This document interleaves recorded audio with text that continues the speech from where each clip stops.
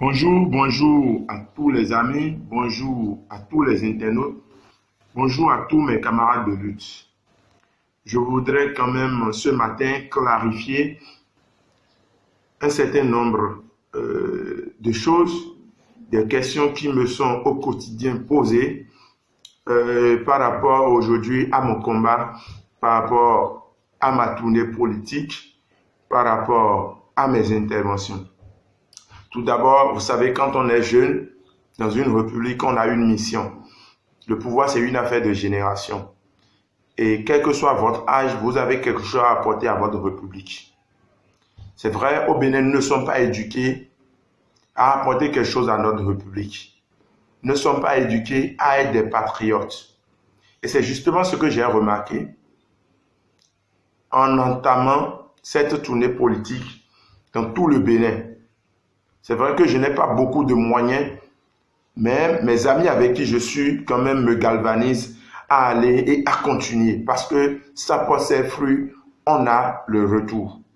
Vous savez, j'ai remarqué un écart terrible entre le peuple, c'est-à-dire le bas peuple, ceux qui sont dans les zones reculées et la gestion du pouvoir, c'est-à-dire le pouvoir central et le pouvoir public. Les gens ne s'intéressent pas à la gestion du pays. Ça va bien, ça ne va pas, on a pris telle décision à l'Assemblée, on a pris telle décision dans tel ministère ou bien au Conseil des ministres. Les gens ne s'intéressent pas à ça. Or, vous savez, le développement, c'est une affaire de tout le monde. Si les gens ne s'intéressent pas à la gestion de la République, au développement local, au développement national, c'est un problème pour la République parce qu'il n'y a pas un accompagnement du bas peuple. C'est le premier niveau, c'est la première problématique. La deuxième problématique aujourd'hui, notre pays a un problème de système politique. Notre pays a un problème de système politique. Et c'est parce que notre système politique est malade, c'est justement pourquoi notre système éducatif est également malade. Et ce système éducatif aujourd'hui contraint les jeunes au chômage. Si on a un système politique sérieux, nous devons avoir un système éducatif quand même qui permet aux enfants de s'insérer de façon quand même très facile dans le monde professionnel. Un système aujourd'hui qui ne permet pas aux enfants d'avoir une compétence et d'exercer cette compétence-là quelque part dans un secteur. Donc, nous, on pense aujourd'hui qu'il faut amener le bas peuple à comprendre ce qui se passe au sommet de la République. Et pour ça, cette minorité des jeunes, parce que la grande partie des jeunes est concernée, la grande partie des femmes, c'est-à-dire nos mamans qui sont dans les villages, et la grande partie des paysans aussi.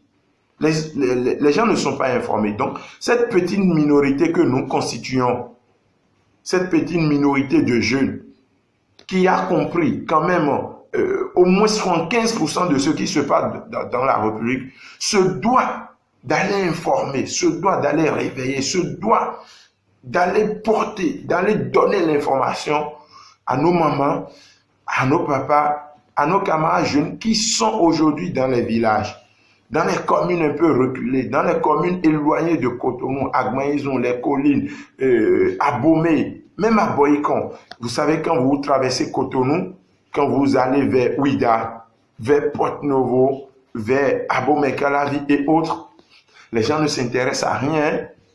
Tout le monde crie, ça ne va pas, mais les gens ne savent pas exactement pourquoi ça ne va pas. Donc, c'est notre devoir aujourd'hui de mener ce combat. Donc, nous allons dans ces communes expliquer ce que nous avons compris, expliquer ce qui se passe aujourd'hui à l'Assemblée nationale, dans les ministères, au sein du gouvernement et autres. Nous invitons également la population qui participe à 90% au budget national, parce que notre pays vit la grande partie de son budget, c'est de la fiscalité.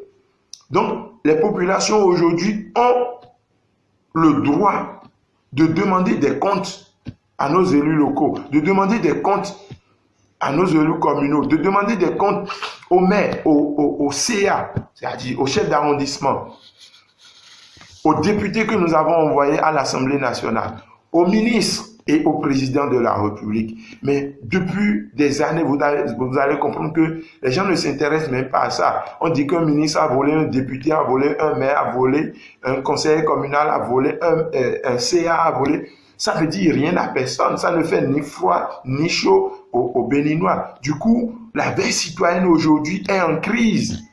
Et quand il n'y a pas de veille citoyenne dans une république, cette république ne peut jamais avancer.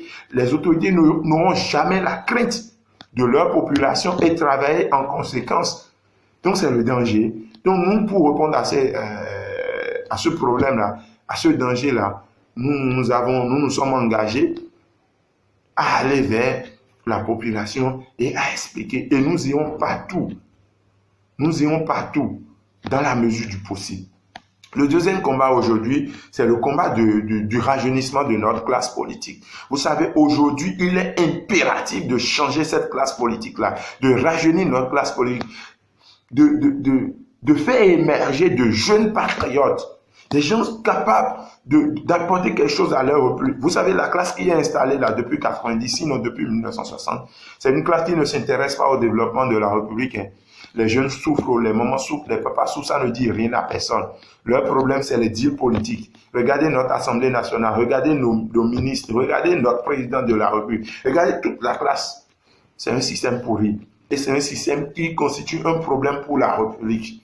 Je suis d'accord que les réformes aujourd'hui sont très, très capitales, mais des réformes au profit du bas peuple, des réformes consenties par le bas peuple et non des réformes scélérates ou bien dictatoriales qu'on impose aux populations. Donc aujourd'hui, il faut rajeunir notre Assemblée nationale, il faut rajeunir notre classe politique. Et pour le faire, il faut faire nourrir des ambitions aux jeunes. Parce que j'ai remarqué que les jeunes n'ont pas d'ambition. Les jeunes ne veulent pas aller au pouvoir. Les jeunes ne s'intéressent pas à la gestion de leur république. Pourquoi? Parce qu'on les a laissés dans une condition où ils ne peuvent qu'aller chercher des miettes. On les a laissés dans le chômage. On les a laissés dans la misère, dans la pauvreté. Ils sont mis dans un système éducatif pourri, qui produit des gens pourris, qui ne donnent aucune compétence aux jeunes. Et à qui ça profite? C'est aux politiciens. Parce que en période électorale, si les jeunes sont au chômage, ils sont vite manipulables avec 1000 francs, avec 5000, avec 2000. Et c'est ce mythe-là, nous voulons casser aujourd'hui.